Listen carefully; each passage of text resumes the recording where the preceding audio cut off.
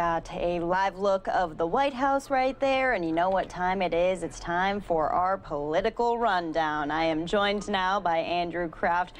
Andrew, I don't know what it is. I think they just keep dropping down new information on Fridays for us so we can be really busy going into the weekend, don't you think? Yes, those famous Friday news dumps, Daytona. They will not let up, and today was no different. There were tons and tons of stories that we want to get to for you right now, starting with that, breaking news just a couple of hours ago. The FDA approved emergency use and authorized that COVID-19 Moderna vaccine. There you're seeing video on your screen right now of yesterday's panel advisory meeting where they recommended to authorize it. They didn't authorize it themselves. That was today. And so remember, this is now the second vaccine that will become available very, very soon. Shipments could go out starting on Sunday. And much like we saw with the Pfizer vaccine, we're going to be seeing those visuals of the semi-trucks being loaded in shipment distribution centers across the country on their way for these packages of the vaccine to go to states. I just want to and there you saw Vice President Mike Pence and his wife, Second Lady Karen Pence. They got their vaccines today. The Surgeon General, Jerome Adams, he was just speaking there before we broke in. And Moderna is a company based in Cambridge, Massachusetts, worked with Dr. Fauci's agency in getting this done. The clinical trials in these tens of thousands of volunteers proved 94 to 95% effective. This emergency authorization is kicking off a drive to distribute some 5.9 million doses. And, Daytona, this is just somewhat unprecedented. We heard from the vice president earlier in this event, and he said, normally it takes about 8 to 12 years to get a drug or a vaccine approved on the market, ready for rollout. This has been done in less than a year's time now. 2 vaccines. Both the Pfizer and the Moderna vaccine will require 2 doses. The difference really with the Moderna vaccine is it doesn't have to be kept at these very, very, very cold temperatures, stored at these freezing temperatures. So this is really, really good news. We do have some kind of vaccine political news today. This is a tweet from a reporter right now that the vaccine, the Pfizer vaccine that is, has become available to members of Congress. They're deemed essential, for the continuity of government, if you will. So dozens of lawmakers there today in this list got their vaccine, including the Majority Leader Mitch McConnell and including Speaker Pelosi. We also know, according to our own reporter who follows the Biden transition and the Bidens, that President-elect Joe Biden and his wife Jill will receive the first dose of the coronavirus vaccine next week, I believe next Monday. Daytona? Yeah, so this is definitely some big news coming down, and we're seeing, they said earlier, hey, we're all going to get this vaccine, and we're seeing it actually come to fruition right now. It'll be interesting to see the president and the first lady get it as well. President-elect Joe Biden and the soon-to-be first lady. But speaking of them, what is going on in their lives right now? We have the very latest right now from our very own Peter Ducey here with Fox. Biden national security officials hoping to get a lay of the land at the Pentagon had transition meetings called off. The acting Secretary of Defense says the DoD is just busy in other meetings focused on things like the continuing resolution and the quote, after the mutually agreed upon holiday pause, which begins tomorrow, we will continue with the transition and rescheduled meetings from today. The Biden team says that's not what happened. There was no mutually agreed upon holiday break. The federal investigation into Hunter Biden's tax affairs may stretch from the transition into Biden's term, but the president-elect insists he'll try to work with Republicans when asked about the ones who may use that investigation as a cudgel against him. We have great confidence in our son. I am not concerned about any accusations been made against him. It's used to get to me. I think it's kind of foul play, but look, it is what it is, and he's a grown man. He is the smartest man I know. I mean, in a pure intellectual capacity. And as long as he's good, we're good. On Monday, Biden will get his first dose of a COVID-19 vaccine. Consistent with security and medical protocols, the vice president-elect will not receive the vaccine at the same time. as the president. That's to eliminate the possibility of Biden and Harris feeling side effects at the same time, according to Politico. But what was their reasoning for that recommendation? That they should do not do doses at the same time. That it is, I'm not going to go into more details than that. The Biden family Christmas celebration will be slimmed down in Delaware, but the Future First family is trying to keep some traditions going. And then the tinsel, I mean, he's like so particular, like One strand at a time. You can't See? throw it on there. Zero questions about Hunter Biden at the Transitions Weekly Zoom briefing. They only called on 5 reporters, which had some others filling up the Zoom chat box at the end, pleading with the Biden team to take more. But they didn't. And Fox has still never been called on at any of these weekly transition briefings. In Wilmington, Delaware, Peter Ducey, Fox News. Also coming from the Biden transition team, Senator Kamala Harris is going to be making her way to Georgia in the next week to campaign. We had a couple events there today, but, you know, future Vice President-elect Kamala Harris, she'll be there in the Peach State. Love that. That's right. She'll be, campaigning for the Senate candidates, Ossoff and Warnock. This will be her first time there as well in person, stumping on their behalf. Daytona. Yeah, so let's move right along forward. We have more COVID news, but this time COVID Another day and still no comment from President Trump about the ongoing hack of government and private. That's a story that we're going to be getting to in just a moment here. COVID-19 negotiations are undergoing. We said that we've been trying to get an actual finalized bill here in our little segment here because we talk about it every single day. But there was some sort of a conclusion today, but it was for government funding, right, Andrew?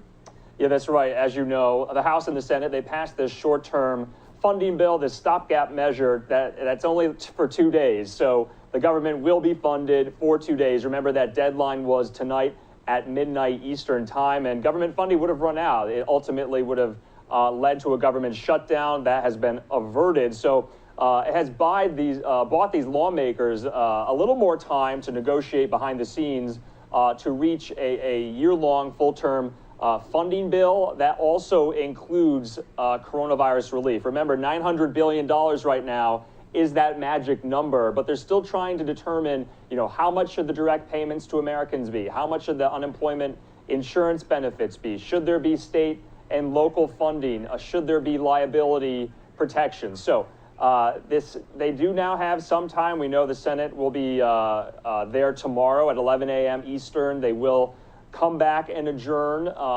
But as of right now, remember, McConnell said they were on the 1 yard line. Then we heard from some other senators today that they're on the 5 yard line. So this is imminent, but yet discussions are still ongoing at the moment. We do just want to tell you that the funding for the government, like I said, was supposed to lapse tonight. But this spending measure that they did pass, Daytona, now goes to the president for his signature tonight to avert that shutdown. But, they've been making progress, but they still have not been able to reach a deal. Daytona. Yeah, and moving forward into the White House, we're talking about this hacking update. If you're watching our show earlier, you had a really great interview with an expert about this situation, but to really break it down for us, that was a story that accidentally played out for you for a second there, so we'll play it out here right now. Another day and still no comment from President Trump about the ongoing hack of government and private sector computer systems.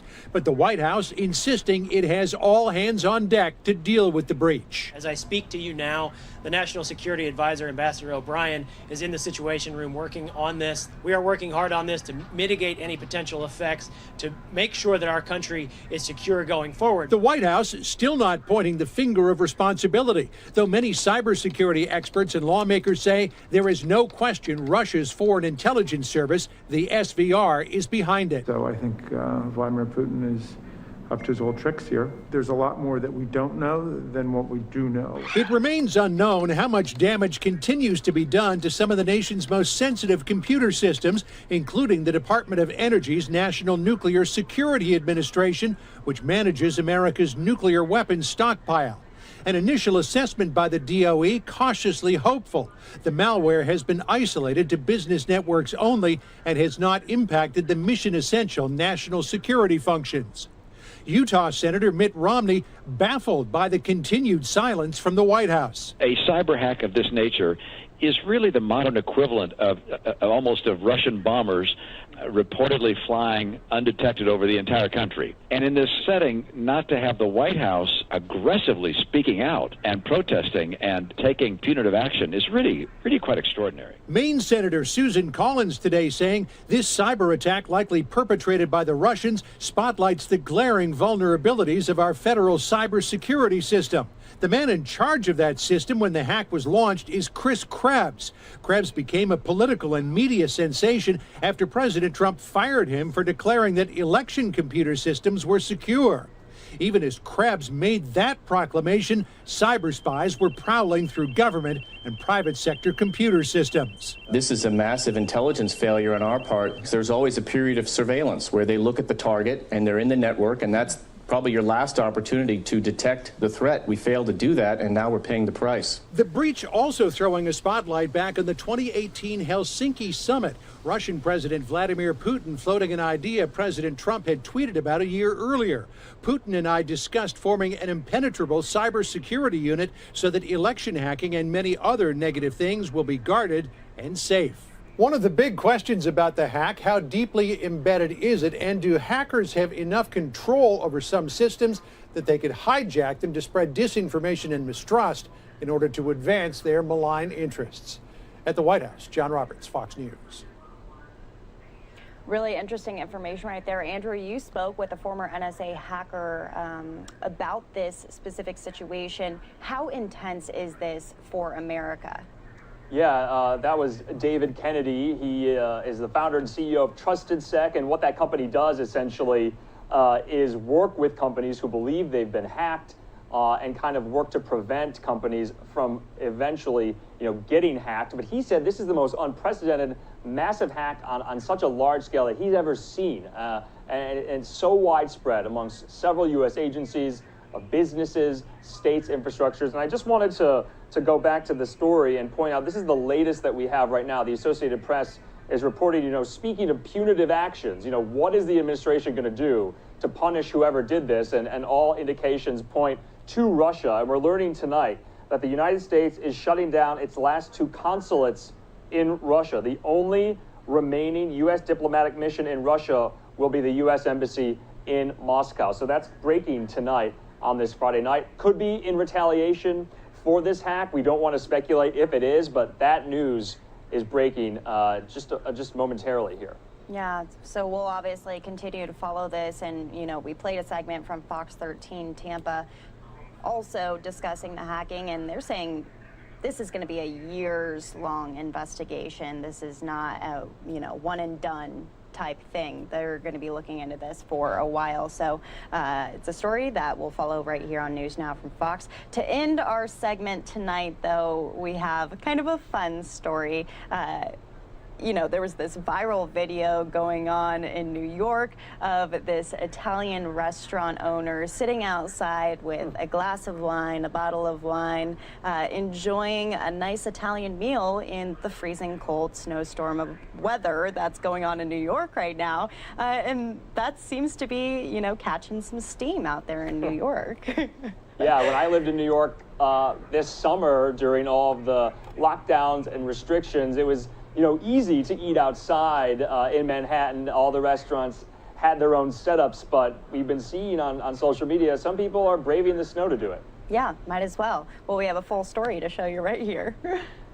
It was the biggest snowstorm in years, forcing outdoor businesses to pack up and New Yorkers to stay inside. But not Rocco Sacramone and his staff. This is our first snowstorm of the year here.